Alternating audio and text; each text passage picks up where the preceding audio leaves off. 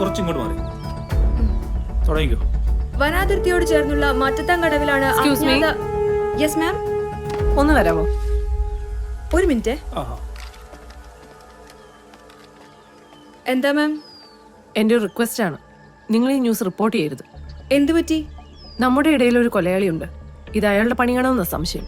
Body കണ്ടെത്തിയ വിവരം പുറത്തു വന്ന കൊലയാളി അലർട്ടാവും, രക്ഷപ്പെടുകയും ചെയ്യും. അതുകൊണ്ടാ മാം. അത് നിങ്ങൾ സഹകരിക്കണം. ഒരാഴ്ചത്തേക്ക് മതി, അത് കഴിഞ്ഞ് ന്യൂസ് പുറത്തു വിട്ടോളൂ. പറഞ്ഞത് മാഡ് ആയതുകൊണ്ട് ചെയ്യാം. Thank you, I appreciate that. Pack up.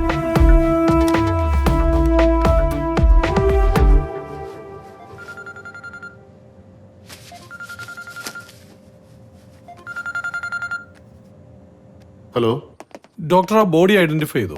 Yes, അത് കാണാതായ കിരൺ തന്നെ. ഡോക്ടർ, റിപ്പോർട്ട് എപ്പോൾ തരും? പ്രിലിമിനറി റിപ്പോർട്ട് വേഗം തരാം. ഫൈനൽ റിപ്പോർട്ട് കുറച്ച് ദിവസം എടുക്കും. ചാക്കിനുള്ളിൽ നിന്ന് ഒരു കത്തി കിട്ടിയോ? യെസ്. ഒരു കറുത്ത പിടിയുള്ള കത്തിയാണോ? അതെ. കത്തിയുടെ കൂടെ രക്തം പുരണ്ട ഒരു തുണി ഉണ്ടായിരുന്നോ? ഉണ്ട്, കട്ടിയുള്ള ഒരു ടവൽ. ചാക്കിനുള്ളിൽ നിന്ന് ഒരു ലാപ്ടോപ്പ് കിട്ടിയോ? ഇല്ലല്ലോ. Thank you doctor. കണ്ടോ, കാണാതെ പോയ ലാപ്ടോപ്പ് അയാളുടെ വീട്ടിലില്ല, ഓഫീസിലില്ല, ബോഡിയുടെ കൂടെയുമില്ല. വേറൊരു സാധനം മോഷണം പോയിട്ടുമില്ല. അതിനൊറ്റ വിശദീകരണമേ ഉള്ളൂ, ലാപ്ടോപ്പ് കൊണ്ടുപോയത് ആ കൊലയാളി തന്നെയാണ്. കൊല നടക്കാൻ കാരണമായ എന്തെങ്കിലും വിവരം ആ ലാപ്ടോപ്പിലുണ്ടാവും, തീർച്ച. ഒരാൾക്കും അയാൾ അറിയാതെ ഇത്ര വലിയ ശത്രു ഉണ്ടാവില്ല. നമുക്ക് ആ വഴിക്ക് തന്നെ അന്വേഷിക്കാം. കിരണിനെ പറ്റി എന്തെങ്കിലും വിവരം കിട്ടിയോ? ഇല്ല സാർ, ഇതുവരെ വിളിച്ചിട്ടില്ല. അയാളുടെ ഫോണിൽ നിന്ന് ഇങ്ങോട്ട് ആരെങ്കിലും വിളിച്ചോ? ഇല്ല, എപ്പോ വിളിച്ചാലും ഫോൺ സ്വിച്ച് ഓഫാ. അയാൾക്ക് ശത്രുക്കൾ ആരെങ്കിലും ഉണ്ടോ? എന്റെ അറിവിലില്ല. ഒന്ന് ഓർത്ത് നോക്കിയേ, ഏതു മനുഷ്യനും ഉണ്ടാവില്ലേ ഒരു ശത്രു? ഞാൻ ഇവിടെ വെച്ച് മാത്രമേ അദ്ദേഹത്തെ കാണാറുള്ളൂ. ഇവിടെ വരുന്ന എല്ലാവരോടും വളരെ ഫ്രണ്ട്ലി ആയിട്ടുള്ള പെരുമാറ്റം. സ്ത്രീകളോടും വളരെ ഫ്രണ്ട്ലി ആയിരുന്നോ? അതെ മാഡം. അതിലാരോടെങ്കിലും പ്രത്യേകിച്ച് ഒരു അടുപ്പം ഉണ്ടായിരുന്നോ? അതറിയില്ല, പക്ഷെ എല്ലാ സ്ത്രീകൾക്കും അദ്ദേഹത്തെ ഇഷ്ടമായിരുന്നു. അതെന്താ? കാണാൻ നല്ല ഹാൻഡ്സമാ, പിന്നെ നല്ല പെരുമാറ്റം. ഇവിടുത്തെ എല്ലാ കസ്റ്റമേഴ്സിന്റെയും ഫോൺ നമ്പറും അഡ്രസ്സും ഇല്ലേ? ഉണ്ട് മാഡം. അതിന്റെ ഒരു കോപ്പി വേണമല്ലോ. തരാം. കഴിഞ്ഞ ഒരു മാസത്തിനിടയ്ക്ക് സംശയകരമായ രീതിയിൽ ആരെങ്കിലും ഇവിടെ വന്നിട്ടുണ്ടോ? അങ്ങനെ തോന്നിയിട്ടില്ല. സംശയകരമായ ഒരു ഫോൺ കോൾ? ഇല്ല സാർ. ഇവിടെ സാധാരണ വന്നുകൊണ്ടിരുന്ന ആരെങ്കിലും ഇപ്പോൾ വരാതിരിക്കുന്നുണ്ടോ? ഇല്ല സാർ, എല്ലാരും തന്നെ വരുന്നുണ്ട്. അങ്ങനെ എന്തെങ്കിലും ഉണ്ടായാൽ എന്നെ അറിയിക്കണം. അറിയിക്കാം സാർ. കേട്ടിടത്തോളം ഇയാൾക്ക് ഒരുപാട് സ്ത്രീ സുഹൃത്തുക്കളുണ്ട്. അതിലേതെങ്കിലും ഒരു ബന്ധം അതിരുവിട്ടതാണെങ്കിലോ? അങ്ങനെയാണെങ്കിൽ ആ സ്ത്രീയുടെ ഭർത്താവോ സഹോദരനോ അച്ഛനോ ആയിരിക്കും ഈ കൊല നടത്തിയത്. കിരണിന്റെ ഫോൺ റെക്കോർഡ്സ് പരിശോധിച്ചു. സാറ് പറഞ്ഞത് ശരിയാണ്, വിളി കൂടുതലും സ്ത്രീകളുമായിട്ടാണ്. അവർ തിരിച്ചും വിളിക്കാറുണ്ട്, പക്ഷെ അതിലൊരു നമ്പർ മാത്രം ഡിഫറെൻ്റ് ആണ്. ആ നമ്പറിൽ നിന്ന് ആദ്യത്തെ കോൾ വരുന്നത് കിരൺ കാണാതാവുന്നതിന് ഒരാഴ്ച മുമ്പാണ്. കിരൺ തിരിച്ചും വിളിച്ചിട്ടുണ്ട്. അതൊന്ന് അന്വേഷിക്കണ്ടേ? അന്വേഷിക്കണം. ഞാൻ പറഞ്ഞിട്ടില്ലേ, കുന്തം പോയ കുടത്തിലും തിരയണം. ആ നമ്പർ ട്രേസ് ചെയ്തോ? അതൊരു ശ്രുതി ജോൺ സാമുവൽ, നമ്മുടെ സാമുവൽ ഗ്രൂപ്പിന്റെ ഓണറിന്റെ മോള്. എന്ന് വെച്ചാൽ ഡോക്ടർ അരുണിന്റെ ഭാര്യ? അത് തന്നെ. ഡോക്ടറിന്റെ ഭാര്യയ്ക്ക് ഇയാളുമായിട്ട് എന്താ ഇടപാട്? നമുക്കത് അവരോട് തന്നെ ചോദിക്കാം.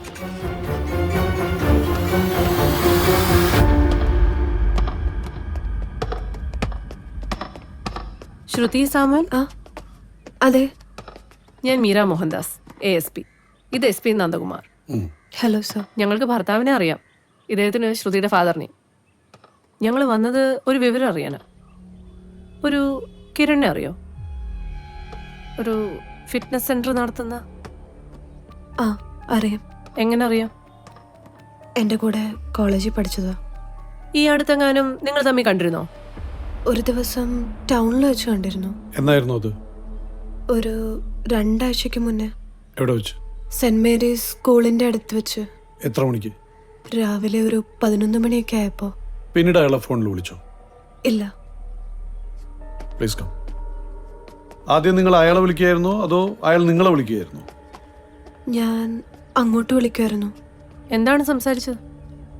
കോളേജിലെ പഴയ കാര്യങ്ങളൊക്കെ. എത്ര തവണ വിളിച്ചു? കൃത്യമായിട്ട് ഓർമ്മയില്ല, ഒരു 5-6 പ്രാവശ്യം. ഏറ്റവും ഒടുവിൽ എന്നാ സംസാരിച്ചു?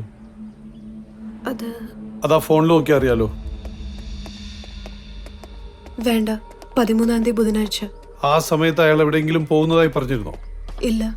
എന്താ സർ? കഴിഞ്ഞ 18-ാം തീയതിക്ക് ശേഷം അയാളെ കാണാനില്ല. He's missing. നിങ്ങൾ ഫ്രണ്ട്സിനോട് എന്തെങ്കിലും പറഞ്ഞിരുന്നോ എന്നറിയാനാ ഞങ്ങൾ വന്നത്. No sir. അയാൾ ഇനി വിളിച്ചാൽ ഞങ്ങളെ അറിയിക്കണം. ആ, അറിയിക്കും സർ. നിങ്ങൾ അയാളെ കണ്ട കാര്യം നിങ്ങളുടെ ഭർത്താവിനറിയോ? നോ. അതെന്താ പറയാഞ്ഞേ? ഒരു ക്ലാസ്മേറ്റിനോട് സംസാരിച്ചത് പ്രത്യേകിച്ച് എന്ത് പറയാനാ? സൗഹൃദത്തിൽ കൂടുതലായ ഒരു ബന്ധം നിങ്ങൾ തമ്മിലുണ്ടായിരുന്നോ? ഇല്ല സർ. ഈ കിരണിനെ കുറിച്ച് കൂടുതൽ എന്തെങ്കിലും പറയാനുണ്ടോ? നോ. ഇതെൻ്റെ വിസിറ്റിംഗ് കാർഡ്. ഒന്നുകൂടി ആലോചിച്ച് നോക്കുമ്പോൾ കൂടുതൽ എന്തെങ്കിലും പറയണമെന്ന് തോന്നിയാൽ എന്നെ വിളിക്കാൻ മടിക്കണ്ട.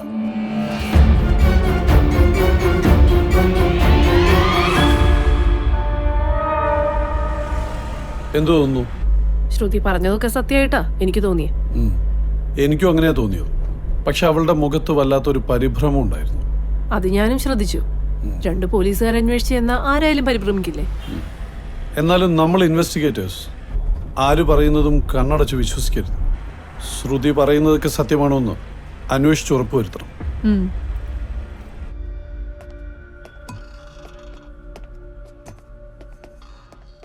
റോണിഷയല്ലേ? അതെ. ഞാനാ വിളിച്ചേ. ഓ, ഇരിക്കൂ. No thanks. ഇത് ഫിനാൻസ് കമ്പനിയല്ലേ? അതെ, ഞാനിവിടുത്തെ അഡ്മിനിസ്ട്രേറ്ററാ. ഗുഡ്. ഞാൻ മീര മോഹൻദാസ്, ASP. ഇദ്ദേഹം SP നന്ദകുമാർ. ഫോൺ ചെയ്തപ്പോൾ പറഞ്ഞില്ലല്ലോ പോലീസാണെന്ന്. പേടിക്കണ്ട, ഞങ്ങൾ വന്ന ഒരു വിവരം അറിയാനാ. നിങ്ങളൊരു ക്ലാസ്മേറ്റ് ഇല്ലേ, ഒരു കിരൺ?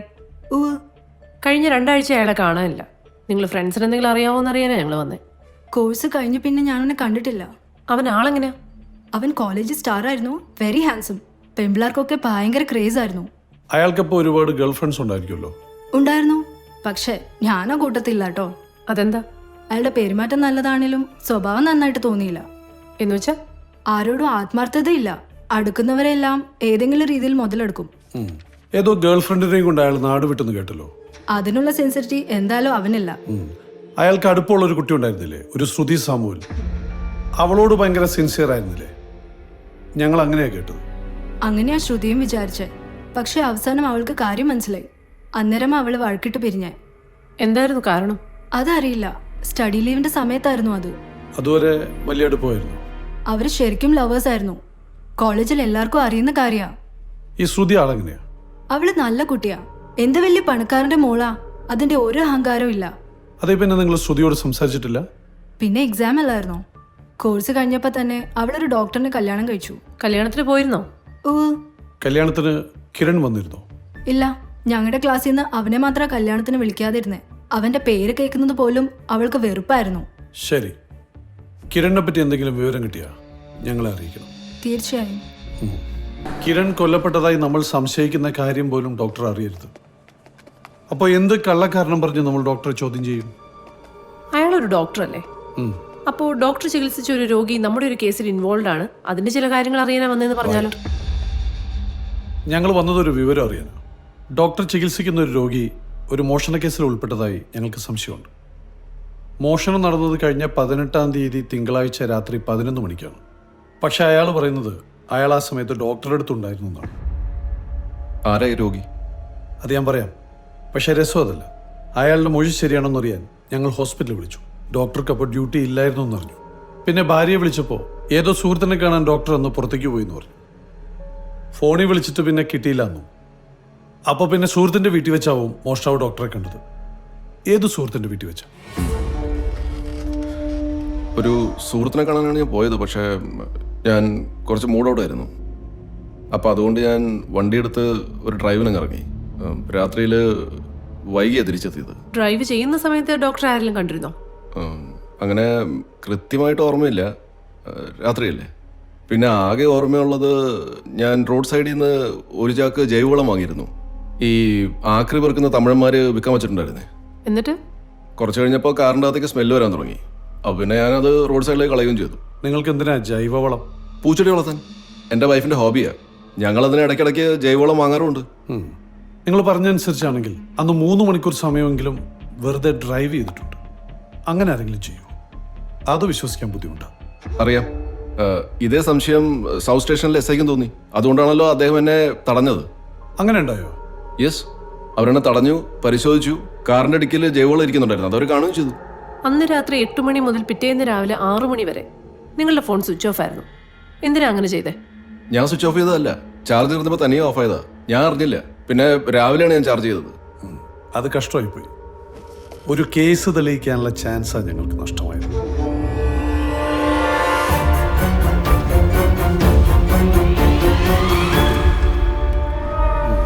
ഡോക്ടർ പിടിതരുന്നില്ലല്ലോ.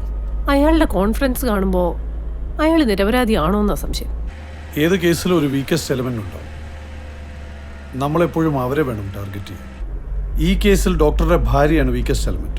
നമുക്ക് അവരെ തന്നെ ടാർഗറ്റ് ചെയ്യാം. അവരൊന്നും പറയുന്നില്ലെങ്കിലോ? അവർക്ക് എന്തെങ്കിലും അറിയാമെങ്കിൽ അത് നമുക്കും അറിയാൻ പറ്റണം. അല്ലെങ്കിൽ അത് നമ്മുടെ കഴിവുകേടാണ്. We will shake it out. ഇതൊരു പ്രാക്ടീസായി എടുത്തോളൂ. Meera, you are going to question her. അത് വേണോ സർ? വേണം. മാഡം എന്താ ഇങ്ങനെ ചോദിക്കുന്നേ? ഉത്തരം പറയൂ. കിരൺ നിങ്ങളുടെ ലവർ ആയിരുന്നില്ലേ? അതെ, പക്ഷേ അതെല്ലാം കോളേജിൽ വെച്ച് അവസാനിപ്പിക്കുകയും ചെയ്തു. വഴക്കിട്ട് പിരിഞ്ഞതിന് ശേഷം നിങ്ങൾക്ക് അയാളെ ഭയങ്കര വെറുപ്പായിരുന്നു അല്ലേ? ഉം, അതുകൊണ്ടല്ലേ അയാളെ മാത്രം കല്യാണത്തിന് വിളിക്കായിരുന്നു? അതെ. അത്രയും വെറുക്കുന്ന അയാളെ നിങ്ങൾ എന്തിനാ അങ്ങോട്ട് ഫോൺ വിളിച്ചേ? പറയേ, എന്തിനാ വിളിച്ചേ? കിരണിനെ വിളിച്ചതിന് ശേഷം അന്ന് തന്നെ ബാങ്കിൽ നിന്ന് 5 ലക്ഷം രൂപ എടുത്തതിന് തെളിവുണ്ട്. എന്തിനായിരുന്നു അത്? എൻ്റെ ഒരു പേഴ്സണൽ ആവശ്യത്തിനായിരുന്നു. വാ, അകത്തോട്ടിരിക്കാം. ബാങ്കിലെ റെക്കോർഡ് അനുസരിച്ച് 2000-ന്റെ 200 നോട്ടും 500-ന്റെ 200 നോട്ടുമാണ് നിങ്ങൾക്ക് തന്നത്. അതായത് 2000-ന്റെ 2 കെട്ടും 500-ന്റെ 2 കെട്ടും. ശരിയല്ലേ? ഉം, അതെ. പിറ്റേന്ന് രാവിലെ 11 മണിക്ക് കിരണിനെ കണ്ട കാര്യം നിങ്ങൾ തന്നെ സമ്മതിച്ചതാണ്. അരമണിക്കൂറിന് ശേഷം കിരണിന്റെ അക്കൗണ്ടിൽ അയാൾ 5 ലക്ഷം രൂപ ഡിപ്പോസിറ്റ് ചെയ്തിട്ടുണ്ട്. 2000-ന്റെ 200 നോട്ടും 500-ന്റെ 200 നോട്ടും. അത് യാദൃശ്ചികമാണെന്ന് തോന്നുന്നുണ്ടോ? നിങ്ങൾ കൊടുത്ത രൂപ തന്നെയാണ് അയാൾ സ്വന്തം അക്കൗണ്ടിൽ ഡിപ്പോസിറ്റ് ചെയ്തിരിക്കുന്നത്. അതാർക്കും മനസ്സിലാവും. നിങ്ങൾ എന്തിനാണ് ഇതൊക്കെ ഭർത്താവ് അറിയാതെ മറച്ചു വെച്ചത്? ഒരു നല്ല ഭാര്യ ചെയ്യുന്ന കാര്യമാണോ അത്? നിങ്ങൾ അയാളെ പലതവണ ഫോണിൽ വിളിച്ചിട്ടുണ്ട്. വിളിച്ച സമയം നോക്കൂ. നിങ്ങൾ തമ്മിലുള്ള സംസാരം മുഴുവൻ നടന്നത് ഭർത്താവ് ഡ്യൂട്ടിക്ക് പോയ സമയത്താണ്. ഇതെല്ലാം കൂട്ടി വായിച്ചാൽ ഒറ്റ അർത്ഥമേ ഉള്ളൂ. ഭർത്താവ് അറിയാതെ നിങ്ങൾ പഴയ കാമുകനുമായി രഹസ്യബന്ധം തുടങ്ങിയിരിക്കുന്നു. ശരിയല്ലേ? അല്ല, അങ്ങനെയല്ല. എന്നെ വിശ്വസിക്ക്. ഞാൻ വിശ്വസിക്കില്ല. ഞാൻ ഡോക്ടറിനോട് ഒരിക്കലും അങ്ങനെ ചെയ്യില്ല. എങ്കിൽ പിന്നെ ഒറ്റ സാധ്യതയുള്ളൂ. പഴയ കാര്യങ്ങൾ പറഞ്ഞ് അയാൾ നിങ്ങളെ ബ്ലാക്ക്മെയിൽ ചെയ്തു കാണും. നിങ്ങളിപ്പോൾ ഒരു വിക്ടിം മാത്രമാണ്. ഇവിടെ നിങ്ങൾ സഹകരിച്ചില്ലെങ്കിൽ കാര്യങ്ങൾ ഞങ്ങൾ കൈവിട്ടു പോകും. അതുകൊണ്ട് സത്യം പറയും, അയാൾ നിങ്ങളെ ഏതെങ്കിലും രീതിയിൽ ബ്ലാക്ക്മെയിൽ ചെയ്തോ? എന്താ ഉണ്ടായേ? സ്റ്റഡി ലീവ് ആയിരുന്നു. കമ്പൈൻ സ്റ്റഡിക്ക് ചെന്നപ്പോൾ അയാൾ എന്നെ മനസ്സിലായി. പിന്നെ ഷൺമു എന്ന് പറഞ്ഞ ഒരാൾ എന്നെ ഫോട്ടോ കാണിച്ച് ബ്ലാക്ക്മെയിൽ ചെയ്യാൻ തുടങ്ങി. അപ്പോഴാണ് ഞാൻ കിരണിനെ വിളിച്ചത്. കരയണ്ട, ഞങ്ങൾ ശത്രുക്കളല്ല. ശ്രുതി ഇപ്പോൾ ഒരു വലിയ അപകടത്തിലാണ് പെട്ടിരിക്കുന്നത്. ഞങ്ങൾ വന്നത് നിങ്ങളെ സഹായിക്കാനാണ്. ഈ ഷൺമുഖനെ കണ്ടിട്ടുണ്ടോ? ഇല്ല, ശബ്ദം മാത്രമേ കേട്ടിട്ടുള്ളൂ. ആ ഫോട്ടോസ് എന്ത് ചെയ്തു? കത്തിച്ചു കളഞ്ഞു. അവൻ്റെ പേരും സിം കാർഡും ഒക്കെ ഫേക്ക് ആവാനാണ് സാധ്യത. എന്നാലും ചെക്ക് ചെയ്യണം. എന്തു പറഞ്ഞ ഷൺമുഖൻ ബ്ലാക്ക്മെയിൽ ചെയ്ത്? 50 ലക്ഷം കൊടുത്തില്ലെങ്കിൽ ഫോട്ടോ ഭർത്താവിനെ കാണിക്കുമെന്ന് പറഞ്ഞു. അപ്പൊ നിങ്ങൾ ഉടനെ കിരണിനെ വിളിച്ചു. അയാൾ എന്തു പറഞ്ഞു? എന്ത് ചെയ്തിട്ടാണെങ്കിലും സഹായിക്കാന്ന് പറഞ്ഞു. എന്നിട്ട് ഷൺമോഹന് കൊടുക്കാൻ കിരണിന്റെ 5 ലക്ഷം രൂപയും കൊടുത്തു. അതിനുശേഷം കിരൺ നിങ്ങളെ വിളിച്ചിരുന്നോ? ഇല്ല. ഷൺമുഖനോ? ഇല്ല. ഒരിക്കൽ പോലും ഇല്ല. രൂപ കൊടുത്തിട്ട് എന്ത് സംഭവിച്ചു എന്നറിയാൻ നിങ്ങൾ ശ്രമിച്ചില്ലേ? അതറിയാൻ ഞാൻ പിന്നീട് കിരണിനെ വിളിച്ചിരുന്നു. അപ്പോൾ അവൻ്റെ ഫോൺ സ്വിച്ച് ഓഫ് ആയിരുന്നു. ഞാൻ കരുതി അവൻ പ്രശ്നങ്ങളെല്ലാം സെറ്റിൽ ചെയ്ത് കാണുമെന്ന്. ഞാൻ ആരോടും പരാതിപ്പെട്ടിട്ടില്ല. പിന്നെ എന്തിനാ നിങ്ങൾ ഇപ്പം ഇതെന്നോട് ചോദിക്കുന്നത്? പറഞ്ഞല്ലോ, കഴിഞ്ഞ 18-ാം തീയതിക്ക് ശേഷം കിരണിനെ കാണാനില്ല. അയാൾ ഒളിവിൽ പോയതാണെന്നാണ് ഞങ്ങളുടെ അഭിപ്രായം. പക്ഷെ അയാളെ ആരെങ്കിലും കൊലപ്പെടുത്തിയതാവാനും സാധ്യതയുണ്ട്. കിരൺ കൊല്ലപ്പെട്ടു എന്ന് പറയാൻ ഞങ്ങളുടെ കയ്യിൽ തെളിവൊന്നുമില്ല. പക്ഷെ അങ്ങനെ ഒരു സാധ്യതയെക്കുറിച്ച് പോലീസിന് സംശയിച്ചേ പറ്റൂ.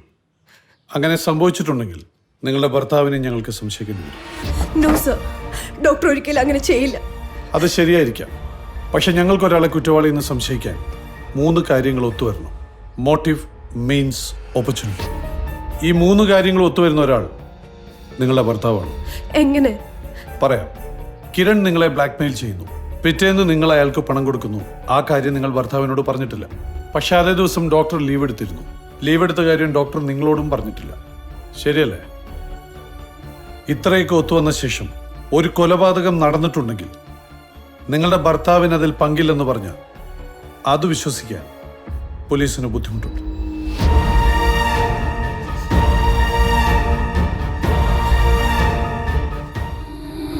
വേറൊരു കാര്യം ശ്രദ്ധിച്ചോ, ശ്രുതി പണം കൊടുത്തതിന്റെ 5-ാം ദിവസമാണ് കിരൺ കൊല്ലപ്പെട്ടത്. ഈ 5 ദിവസത്തിനിടയിൽ ഒരിക്കൽ പോലും ഷൺമുഖന്റെ നമ്പറിലേക്ക് കിരൺ ഫോൺ ചെയ്തതായി റെക്കോർഡ്സ് ഇല്ല. ശ്രുതി കൊടുത്ത രൂപ ഷൺമുഖന്റെ കയ്യിൽ എത്തിയിട്ടുമില്ല. എന്നിട്ടും പണത്തിന് വേണ്ടി ഒരിക്കൽ പോലും ഷൺമുഖൻ ശ്രുതിയെ വിളിച്ചിട്ടുമില്ല. എന്താണ് ഇതിന്റെ അർത്ഥം? പണം എത്തേണ്ടടുത്ത് എത്തിക്കഴിഞ്ഞു എന്നാണ് ഇതിന്റെ അർത്ഥം. കിരണിന്റെ കയ്യിലോ? യെസ്, ഷൺമുഖൻ വെറും സഹായിയാണ്. കിരൺ അറിയാതെ ഈ ഫോട്ടോ ഒരിക്കലും ഷൺമുഖന്റെ കയ്യിലെത്തില്ല. ഇതിന്റെ പിന്നിലെ മാസ്റ്റർ ബ്രെയിൻ കിരണാണ്. അത് ഡോക്ടർക്ക് എങ്ങനെയോ മനസ്സിലായിട്ടുണ്ട്. I am sure he is A killer. ആ സംശയം നമ്മൾ അവരെ അറിയിച്ചു കഴിഞ്ഞു. ഇനി ഈ പ്രശ്നത്തെ ഡോക്ടറും ഭാര്യയും എങ്ങനെ നേരിടുന്നു എന്നാണ് നമ്മൾ അറിയേണ്ടത്. ഡോക്ടറാണ് കൊല ചെയ്തതെങ്കിൽ അയാൾ വെറുതെ ഇരിക്കില്ല. എന്തെങ്കിലും തെളിവ് ബാക്കിയുണ്ടെങ്കിൽ ഡോക്ടർ അത് നശിപ്പിക്കാൻ ശ്രമിക്കും. അല്ലെങ്കിൽ താൻ നിരപരാധിയാണെന്ന് വരുത്തി തീർക്കാൻ അയാൾ എന്തെങ്കിലും അതിബുദ്ധി കാണിക്കും. അതിൽ നിന്നാണ് അയാളെ കൊടുക്കാനുള്ള വഴികൾ നമ്മൾ കണ്ടെത്തേണ്ടത്. അതിനുള്ള വല നമ്മൾ വിരിച്ചു കഴിഞ്ഞു. ഇനി ഒന്നേ ചെയ്യാനുള്ളൂ, കാത്തിരിക്കുക. ഡോക്ടർ എന്തെങ്കിലും അതിബുദ്ധി കാണിക്കും വരെ കാത്തിരിക്കുക. ബൈ ദ വേ, മീര അവരെ ക്വസ്റ്റ്യൻ ചെയ്തത് എക്സലന്റ് ആയിരുന്നു. Thank you sir. എത്ര ഭംഗിയായിട്ടാ ശ്രുതിയെ ബ്രേക്ക് ഡൗൺ ചെയ്തത്. Meera, you are good. ഞാൻ ക്രെഡിറ്റ് തരിക സാറിന്റെ ട്രെയിനിങ്ങിനാ. I appreciate that. ഞാൻ ഏറ്റവും അധികം വെറുക്കുന്നത് എന്താണെന്നറിയോ? തോൽവി. ഇതുവരെ അന്വേഷിച്ച ഒരു കേസിലും ഞാൻ തോറ്റിട്ടില്ല. ഈ കേസിലും നമ്മൾ തോൽക്കാൻ പാടില്ല. Sir please order. 1 veg clear soup. Okay എനിക്കും. Okay okay sir. സർ, ഒരു പേഴ്സണൽ കാര്യം ചോദിച്ചോട്ടെ? ഷൂട്ട്. സാർ എന്താ കല്യാണം കഴിക്കാത്തെ? പറ്റിയ ആളെ കിട്ടിയില്ല, അത്രേ ഉള്ളൂ. എങ്ങനത്തെ ആളെയാ നോക്കുന്നേ? ഞാൻ പറഞ്ഞല്ലോ, ഞാൻ ഏറ്റവും അധികം വെറുക്കുന്നത് തോൽവിയാണ്. ഞാൻ തോൽക്കുമ്പോൾ ആ തോൽവിയിലും വിജയം കാണിച്ചു തരുന്ന ഒരു പെണ്ണിനെയാണ് ഞാൻ അന്വേഷിക്കുന്നത്.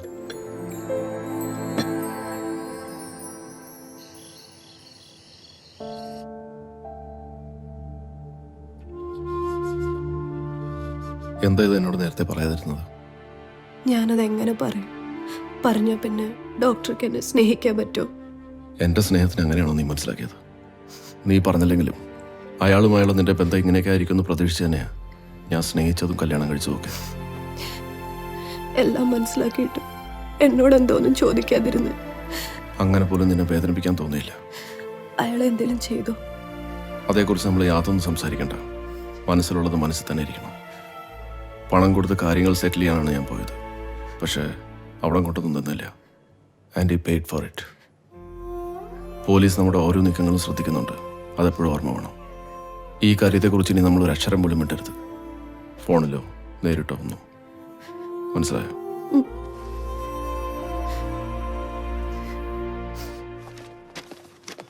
സർ, ആ ഷൺമുഖന്റെ ഫോൺ റെക്കോർഡ്സ് ട്രേസ് ചെയ്തു.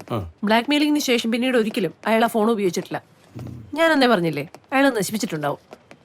സർ, പോസ്റ്റ്മോർട്ടത്തിന്റെ ഫൈനൽ റിപ്പോർട്ട് വന്നു. കൊല നടത്തിയത് കത്തി ഉപയോഗിച്ചല്ല, തലയിൽ കയറിയ ബുള്ളറ്റ് മരണ കാരണം. That's it. തോക്ക് ഉപയോഗിച്ചാണ് കൊല നടത്തിയെങ്കിൽ കൊലയാളിക്ക് കിരണിന്റെ അത്രയും ശക്തി വേണമെന്നില്ല. ഡോക്ടറെ പോലെ ശക്തി കുറഞ്ഞ ഒരാൾ. മാത്രമല്ല, കിരണിന്റെ തലയിൽ വെടിവെച്ചിരിക്കുന്നത് സർജിക്കൽ പ്രിസിഷനോടെയാണ്. എന്നുവെച്ചാൽ ഏറ്റവും എളുപ്പത്തിൽ മരണം ഉറപ്പുവരുത്താവുന്ന സ്പോട്ടിലാണ് കൃത്യമായി വെടിവെച്ചിരിക്കുന്നത്. ആ സ്പോട്ടിൽ വെടികൊണ്ടാൽ വെടിയേറ്റയാൾ ഒരു ഞരക്കം പോലും കേൾപ്പിക്കാതെ മരിച്ചു വീഴും. അത്ര പെട്ടെന്നായിരിക്കും മരണം. തലയ്ക്ക് പിന്നിലെ ആ സ്പോട്ട് ഇത്ര കൃത്യമായിട്ട് അറിയാൻ ഒരു ഡോക്ടർക്കല്ലാതെ മറ്റാർക്കാ കഴിയുക? ആ സ്പോട്ടിൽ തന്നെ വെടിവെക്കേണ്ടത് ഡോക്ടറുടെ ആവശ്യമായിരുന്നു. ഒറ്റ നിമിഷം കൊണ്ട് കിരൺ മരിച്ചില്ലെങ്കിൽ അയാൾ ബഹളം വയ്ക്കുകയോ തിരിച്ചാക്രമിക്കുകയോ ചെയ്യും. ഡോക്ടർ കുഴപ്പത്തിലാവുകയും ചെയ്തേനെ. കമോൺ. തീപ്പെട്ടി വാങ്ങുന്ന പോലെ കടയിൽ ചെന്ന് വാങ്ങാവുന്ന ഒന്നല്ല ബുള്ളറ്റ്. തോക്ക് ഉപയോഗിക്കാൻ ലൈസൻസ് ഉള്ളവർക്കേ ബുള്ളറ്റ് വാങ്ങാൻ പറ്റൂ. അത് ചെക്ക് ചെയ്തു സർ. ഡോക്ടർക്ക് ലൈസൻസ് ഉള്ള തോക്കുണ്ട്. കിരണിന്റെ ബോഡിയിൽ നിന്ന് കിട്ടിയ ബുള്ളറ്റിന്റെ സെയിം ബോർ തന്നെയാണ് ഡോക്ടറുടെ തോക്കിനും. ഇപ്പൊ എങ്ങനെയുണ്ട്? ആവശ്യത്തിന് പണവും സ്വാധീനവും ഉള്ള ഒരു ഡോക്ടർ, അയാളുടെ ഭാര്യയ്ക്ക് ഒരു മുൻ കാമുകൻ. ആ ബന്ധം വെച്ച് ഡോക്ടറുടെ ഭാര്യയെ അയാൾ ബ്ലാക്ക്മെയിൽ ചെയ്യുന്നു. ഒരു ദിവസം അയാൾ കൊല്ലപ്പെടുന്നു. മരണത്തിന് കാരണമായ ബുള്ളറ്റ് വൂണ്ടിന് ഒരു സർജിക്കൽ പ്രിസിഷൻ. കൊല നടന്നത് രാത്രി 10 മണിക്കും 2 മണിക്കും ഇടയിൽ. ആ സമയത്ത് ഡോക്ടർ എവിടെയായിരുന്നു എന്ന് ആർക്കും അറിയില്ല. ഇതെല്ലാം കൂട്ടി വായിച്ചാൽ ഡോക്ടറാണ് ഇപ്പോൾ പ്രൈം സസ്പെക്ട്. കൊല നടന്ന ദിവസം ഡോക്ടർ ബാങ്കിൽ നിന്ന് 10 ലക്ഷം രൂപ എടുത്തതായി നമുക്കറിയാം.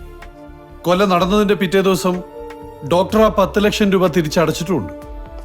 അപ്പോൾ കിരണിന് 10 ലക്ഷം രൂപ ഓഫർ ചെയ്ത് ആ പ്രശ്നം ഒതുക്കാനാവും ഡോക്ടർ ശ്രമിച്ചത്. പക്ഷെ കിരൺ സമ്മതിച്ചു കാണില്ല. വേറെ നിവൃത്തിയില്ലാതെ ഡോക്ടർ അയാളെ കൊന്നു. മിക്കവാറും ഇതാവും സംഭവിച്ചിട്ടുണ്ടാവുക. കാരണം നമുക്ക് കിട്ടിയ എല്ലാ തെളിവുകളെയും ബന്ധിപ്പിക്കാവുന്ന ഒരേ ഒരു തിയറിയാണിത്. അങ്ങനെയാണെങ്കിൽ ഈ രൂപ എടുത്തതിനെ കുറിച്ച് ഡോക്ടർക്ക് എന്താവും പറയാനുണ്ടാവുക? നമുക്ക് ചോദിക്കാം. കാർ വാങ്ങാനാണ് ഞാൻ രൂപ എടുത്തത്. പിന്നെന്താ വാങ്ങാതിരുന്നത്? അതിന് ഓട്ടോമാറ്റിക് ട്രാൻസ്മിഷൻ ഇല്ലായിരുന്നു. അത് അവിടെ ചെന്നപ്പോഴാണ് ഞാൻ അറിഞ്ഞത്. ഡോക്ടർക്കൊരു തോക്കില്ലേ? ആ ഉണ്ട്. അതൊന്ന് കാണിക്കാവോ? ആ ആ ഇതിന് കുറച്ച് വെള്ളം തരുമോ?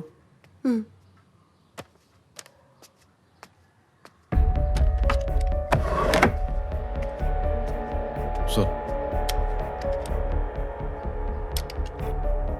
ഡോക്ടർക്ക് എന്തിനാ തോക്ക്? സർ ഞാൻ റൈഫിൾ ക്ലബിലെ മെമ്പറാണ്. ഷൂട്ടിംഗ് പ്രാക്ടീസ് ചെയ്യുന്നുണ്ടോ? നേരത്തെ ചെയ്യുമായിരുന്നു. ഇപ്പം അതിനുള്ള സമയമില്ല. ഞാൻ ഈ MDക്ക് പ്രിപ്പയർ ചെയ്തുകൊണ്ടിരിക്കുക. അതുകൊണ്ട് ഇത് ഏറ്റവും ഒടുവിൽ എന്നാ ഉപയോഗിച്ചത്? ഒരു 6 മാസമായി കാണും. ഇത് 2 ദിവസം കഴിഞ്ഞ് തന്നാ പോരെ? Show, you can take it. Good. Thanks. See you.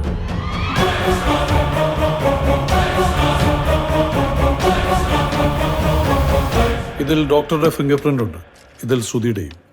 പിന്നെ ആ ബുള്ളറ്റ് ഈ തോക്കിൽ നിന്നാണോ ഫയർ ചെയ്തതെന്ന് നോക്കണം. ഉണ്ടായതെല്ലാം ശ്രുതി ഡോക്ടറോട് പറഞ്ഞിട്ടുണ്ട്. അവരിപ്പോ ഒറ്റക്കെട്ടായി ഡിഫെൻഡ് ചെയ്യുന്ന കണ്ടില്ലേ? അതുകൊണ്ട് ഇനി നമ്മൾ ചോദിച്ചാൽ അങ്ങനെ ഒരു ബ്ലാക്ക് മെയിലിംഗ് നടന്നിട്ടില്ലെന്നേ അവർ പറയൂ. പക്ഷെ ബ്ലാക്ക് മെയിലിംഗ് നടന്നു എന്ന് ശ്രുതി തന്നെ സമ്മതിച്ചതല്ലേ? അത് പ്രതിയുടെ സ്റ്റേറ്റ്മെന്റാ. കോടതിയിൽ അതിന് യാതൊരു വിലയുമില്ല. ശ്രുതി പറഞ്ഞ തരത്തിൽ ബ്ലാക്ക് മെയിലിംഗ് നടന്നു എന്ന് തെളിയിക്കുന്ന എന്തെങ്കിലും തെളിവ് നമ്മൾ കണ്ടെത്തണം. എങ്കിലേ നമ്മുടെ വാദം കോടതി അംഗീകരിക്കൂ. എന്ന് വെച്ചാൽ ഇപ്പൊ ഈ ബ്ലാക്ക് മെയിലിംഗ് നടന്നു എന്ന് തെളിയിക്കേണ്ടത് നമ്മുടെ ബാധ്യതയാണ്. പോലീസിന്റെ അന്വേഷണം എനിക്ക് ചുറ്റും ടൈറ്റായിട്ട് വരിക. അതെനിക്ക് നല്ലപോലെ മനസ്സിലാവുന്നുണ്ട്. പോലീസിനെന്തോ തെളിവ് കിട്ടിയിട്ടുണ്ട്. അതുകൊണ്ട് അവരിങ്ങനെ നമ്മുടെ ചുറ്റും വട്ടമിട്ട് നടക്കുന്നത്. ബോഡി പോലീസിന് കിട്ടിക്കാണോ? ബോഡി കിട്ടിയിരുന്നെങ്കിൽ TV-ലൊക്കെ ന്യൂസ് വരില്ലായിരുന്നു. പോലീസിനോടെല്ലാം തുറന്നു പറഞ്ഞാലോ? അതുകൊണ്ടൊന്നും പ്രശ്നം തീരില്ല. ആ ഷൺമുഖൻ ഇനിയും ബ്ലാക്ക്മെയിൽ ചെയ്യും. അവൻ വീഡിയോ പുറത്തുവിട്ടാൽ പിന്നെ നമുക്ക് ജീവിക്കാൻ പറ്റുമോ?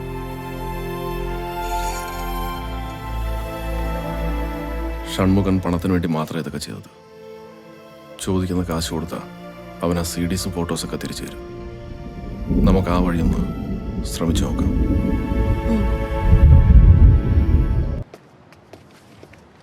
ശരിയാണ് സർ. ഈ പർട്ടിക്കുലർ മോഡലിന് ഓട്ടോമാറ്റിക് ട്രാൻസ്മിഷൻ ഇല്ലായിരുന്നു. അതുകൊണ്ടാണ് അദ്ദേഹം വാങ്ങാതിരുന്നത്. Okay, thank you. Okay sir.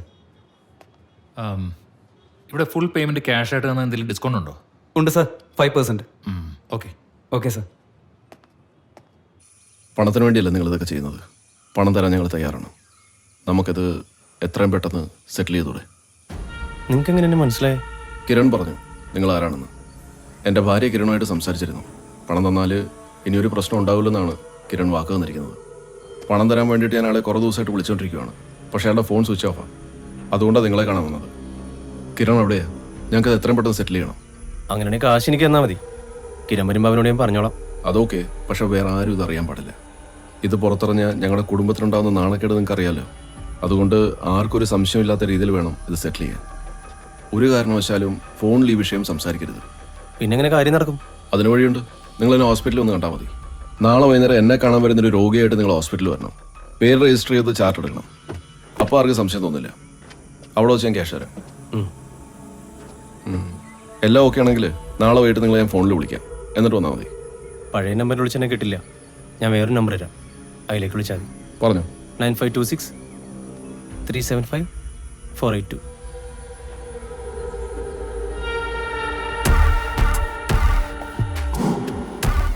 Vinayakan, അതാണോ നിങ്ങളുടെ ശരിക്കുള്ള പേര്? ശരി. ഡോക്ടർ പറഞ്ഞത് ശരിയാണ്. അടുത്ത കാലത്തൊന്നും അയാൾ ഈ തൂക്ക് ഉപയോഗിച്ചിട്ടേ ഇല്ല. ഇതിൽ പറ്റിരിക്കുന്ന വെടിമരുന്നിന്റെ അംശവും വളരെ പഴയതാ. ഇത് ക്ലീൻ ചെയ്തിട്ട് തന്നെ ഒരുപാട് നാളായി. മാത്രമല്ല റൈഫിൾ മാർക്സ് ഇല്ലാത്ത ബുള്ളറ്റാണ് കിരണിന്റെ തലേന്ന് കിട്ടിയത്. അതെങ്ങനെ സംഭവിക്കും? എല്ലാ ബുള്ളറ്റിലും റൈഫിൾ മാർക്സ് ഉണ്ടാവില്ലേ? സാറിന് അറിയാലോ, ഫാക്ടറിയിൽ മാനുഫാക്ചർ ചെയ്യുന്ന തോക്കിന്റെ കുഴലിൽ മാത്രമേ പൊഴികൾ ഉണ്ടാവൂ. അത്തരം തോക്കിന് മാത്രമേ ബുള്ളറ്റിൽ റൈഫിൾ മാർക്സ് ഉണ്ടാക്കാൻ പറ്റൂ. എന്ന് വെച്ചാൽ പൊഴികളില്ലാത്ത ഒരു തോക്കായിരിക്കും കൊലയാളി ഉപയോഗിച്ചിരിക്കുന്നത്. അതായത് ഒരു നാടൻ തോക്ക്. ഒരു നാടൻ തോക്ക് കിട്ടണമെങ്കിൽ എന്തെങ്കിലും അധോലോക ബന്ധം ഉണ്ടാവണം. അല്ലാതെ വെറുതെ ചെന്ന് ചോദിച്ചാലൊന്നും ഒരു കൊല്ലനും തോക്കുണ്ടാക്കി തരില്ല. ഡോക്ടർ ഒരുപക്ഷെ ഒരു വാടക കൊലയാളി ഉപയോഗിച്ചിട്ടുണ്ടാവാം. പേയ്മെന്റ് കൊടുത്തത് മറ്റൊരു രീതിയിലായിരിക്കും. ഹലോ ഹലോ വിനായക, അതെ, ഞാൻ ഡോക്ടർ അരുൺ. ആ. ഇന്ന് വൈകുന്നേരം ഹോസ്പിറ്റലിൽ വരാൻ പറ്റുമോ? പറ്റും. അങ്ങനെയാണെങ്കിൽ ഇന്ന് തന്നെ വന്നോളൂ. ഞാൻ അപ്പോയിൻമെന്റ് തരാം. അങ്ങനെ ആവട്ടെ. ശരി.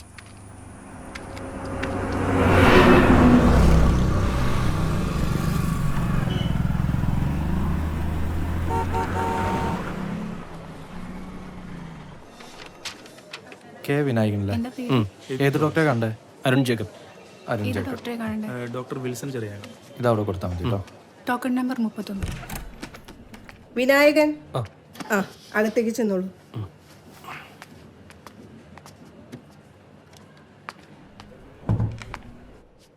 വലിയ എമൗണ്ട് ആയതുകൊണ്ട് ക്യാഷ് അറേഞ്ച് ചെയ്യാൻ കുറച്ച് സമയം വേണമെന്നാണ് ബാങ്കുകാർ പറയുന്നത്. കാശ് എനിക്ക് ഇന്ന് തന്നെ കിട്ടണം. രാത്രി ആകുമ്പോഴത്തേക്ക് അറേഞ്ച് ചെയ്യാം. ഞാനിവിടെ വരണ്ടേ? നോനോ, നിങ്ങൾ എന്നെ കാണാൻ വരണ്ട. പിന്നെ ഞാൻ ചികിത്സിക്കാൻ വരാറുള്ള ചേരിയുടെ അടുത്താണല്ലോ നിങ്ങളുടെ വീട്. ചികിത്സിക്കാൻ എന്നുള്ള മട്ടിൽ ഞാൻ നിങ്ങൾ വന്ന് കണ്ടോളാം. അതാ സേഫ്. പറഞ്ഞല്ലോ, ഈ ഡീൽ രഹസ്യമായിരിക്കണം. മൂന്നാമതൊരാൾക്ക് മനസ്സിലാവാത്ത രീതി വേണം സംസാരിക്കാൻ. എന്നാലേ ഞാൻ വരൂ. രാത്രി ഒരു 9 മണിക്ക് ശേഷം നിങ്ങൾ എന്നെ ഫോണിൽ വിളിച്ചിട്ട് നിങ്ങൾക്ക് നല്ല സുഖമില്ല, അതുകൊണ്ട് എന്നോട് വന്ന് നിങ്ങളെ കാണാൻ പറയണം. മനസ്സിലായോ? തൽക്കാലം ഡോക്ടറിന്റെ പേഴ്സിലുള്ള എന്തിനാ? എന്താ ഇത്ര അത്യാവശ്യം കാശിന്? സ്റ്റഫ് എടുക്കാനാ. എനിക്ക് അതിലുണ്ട് പറ്റില്ല. ഇപ്പോൾ എൻ്റെ കയ്യിലൊന്നും ഇല്ല. പണം ഡ്രഗ്സിന് വേണ്ടിയാണെങ്കിൽ ഞാൻ വേറെ രീതി സഹായിക്കാം. ഇവിടെ ഹോസ്പിറ്റലിൽ ഇരിക്കുന്ന പെത്തഡീൻ്റെ ഒരു സാമ്പിൾ തരാം. അത് മതിയോ? മതി, പെട്ടെന്ന്. ഇവിടെ വെച്ചാണ് അതൊക്കെ തരുന്നത്. രാത്രി പണമായിട്ട് വരുമ്പം ഞാൻ കൊണ്ടുവരാം. എന്നാ ശരി. ഒരു മിനിറ്റ്. നിങ്ങളിവിടെ വന്നിട്ട് ഞാൻ മരുന്നൊന്നും കുറിച്ചില്ലെങ്കിൽ ആർക്കെങ്കിലും ഒക്കെ സംശയം തോന്നും. അതുകൊണ്ട് ഞാൻ വെറുതെ ഒരു ഗുളിക കുറിച്ച് തരാം. വലിയ വിലയൊന്നുമില്ല. ഇവിടുത്തെ ഫാർമസി തന്നെ മേടിച്ചോ. അപ്പോൾ പിന്നെ ആർക്കും സംശയം തോന്നില്ല.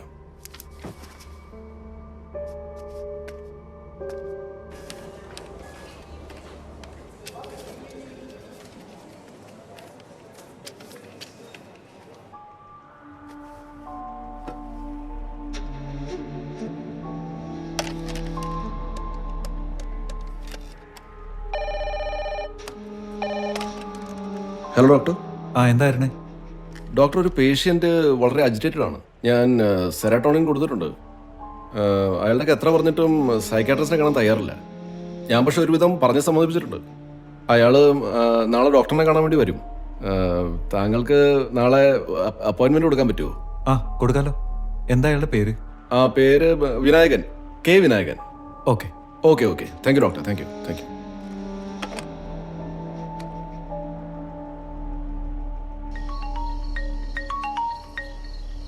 ഹലോ, ഞാൻ വിനായകനാ. എനിക്ക് തീരെ സുഖമില്ല. ഡോക്ടർ ഒന്ന് വരുമോ? ഞാൻ വരാം.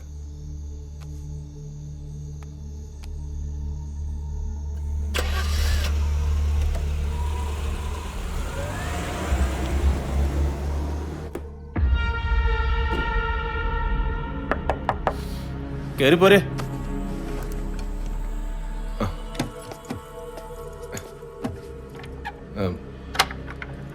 കാശ് നാളത്തേക്ക് എത്തിക്കാം. നിങ്ങൾ ഉറപ്പ് പറഞ്ഞല്ലേ? അല്ല, അത് എൻ്റെ കുഴപ്പമല്ല. ബാങ്കിന്റെ സെർവർ ഡൗൺ ആയിരുന്നു. നാളത്തേക്ക് ഉറപ്പായിട്ട് റെഡിയാക്കാം. മറ്റേ കൊണ്ടുവന്നുണ്ടോ? ഓ യെസ്.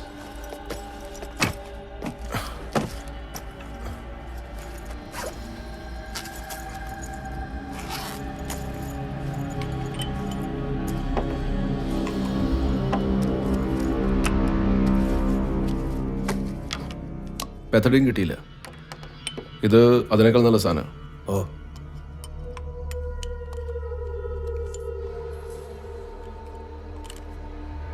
രണ്ട് സെപ്പറേറ്റ് ഇഞ്ചക്ഷൻ ആയിട്ട് വേണം ഇതെടുക്കാൻ. അപ്പോഴാണ് എഫക്റ്റ് കൂടുന്നത്.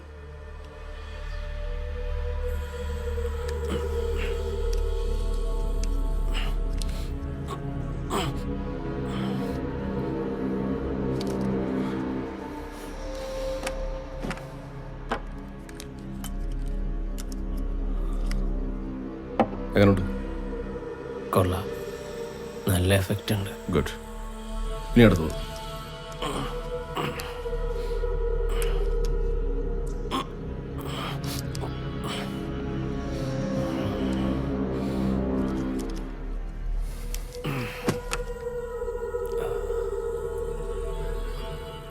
കൈ പൊക്കാവുന്ന നോക്കി. ഇല്ല, പറ്റണില്ലോ. ഇനി ആ കൈ ഒരിക്കലും പോകില്ല. ഞാൻ കുത്തിവെച്ചത് ലഹരിയല്ല, മരണമാണ്. നിന്നെ പോലത്തെ ഗുണ്ടകൾക്കൊരു വിചാരമുണ്ട്, കൊല്ലും കൊല്ലമൊക്കെ നിങ്ങൾക്ക് പറ്റുള്ളൂ. തല്ലാനും കൊല്ലാനും ഒക്കെ ഞങ്ങൾ തീരുമാനിച്ചാൽ അതൊക്കെ നിന്നേക്കാൾ നന്നായിട്ട് ഞങ്ങൾക്ക് അറിയാം. നിനക്കിനി 2 മിനിറ്റ് ജീവിതം ബാക്കിയുണ്ട്. Enjoy it.